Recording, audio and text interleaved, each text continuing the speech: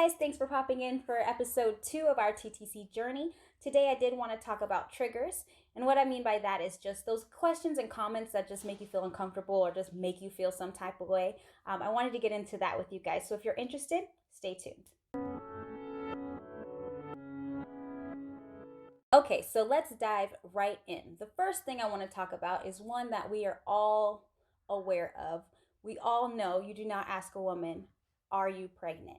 Unless she's 9 months and she's waddling down the hall. Like, you do not ask a woman if she is pregnant because you just never know. So that's something that everybody knows. You don't have to question. You try to teach little kids that, like, as they're growing up, don't ask women if they are pregnant because you could be way wrong. What we aren't taught is that other questions can also be triggers for certain women, and that's kind of what I wanted to talk about today, because I know that I have been on the opposite side and have asked people these questions, just not, I guess, because I haven't gone through what I'm going through now, and therefore it wasn't something that I ever really thought about. So I know that there's a lot of people out there that you would never think, like, oh, that could be triggering for someone, or like hurt someone's feelings without actually hurting their feelings, but making just them feel uncomfortable.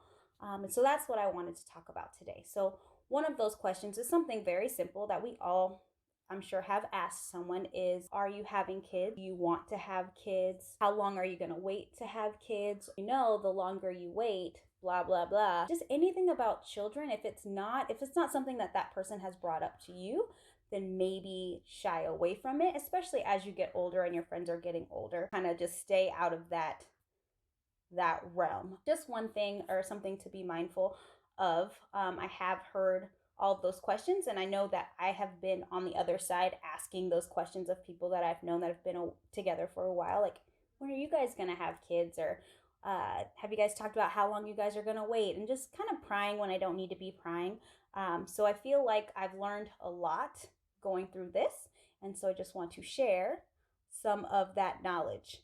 Some of the comments that I've gotten, I feel like some of the most uncomfortable comments that I've ever received aren't from like friends or strangers. It's usually family, just because there aren't really those boundaries with family. They feel like they can say whatever they want because they're family, and I know that they aren't from an ill place, but a lot of the times the comments can be a little extra. Starting with, let's see, I remember, gosh, this was like a month ago. I'm like driving with my grandma, and she's like, just mindlessly, oh, I always tease your mom that, your brothers are going to make her a grandmother before you do. And it's like, oh, kick in the gut. Or when people say, oh, you're not pregnant yet, it's just relax, it'll happen. Like, it's fine. You'll just relax and it'll just happen. I'm pretty sure relaxing is not how babies are made. Also, how are you supposed to relax when, like, the one thing that you want in the whole world is, like, you can't just like grab out and have it? Like, anytime you want a baby dance, it's like, bing, am I gonna get pregnant? Like, it's hard not to think about it. You can't relax. I'm a crazy person when it comes to trying to get pregnant. So I don't understand how people say just relax. It's like the last thing that anyone wants to hear. So FYI. Another comment that I have heard is from family, is just like, I give up on you having kids. Like, you're taking so long, I give up on you. Okay, like, thanks. I don't know. Like, I've heard that. I've heard, oh, this was a good one. When I didn't know, well, I was still around the time I was trying, but I didn't know that, like, I was going to be trying for so long. I was like, oh, I'm not really sure if we want that many kids, if we even want kids. And they're just like, you're selfish. Like, I'm selfish because I don't know if I want to have kids, and now that I obviously do. But still, like, just to hear someone tell you that you're selfish because you just hadn't made that decision, or maybe we had made that decision, I was just unsure because I wasn't sure when it would happen, kind of as a, like, coping protective mechanism, just to be like, oh, I don't know, when inside I'm like, of course I want kids, I don't know when it's happening. Those are the comments that I have received from family.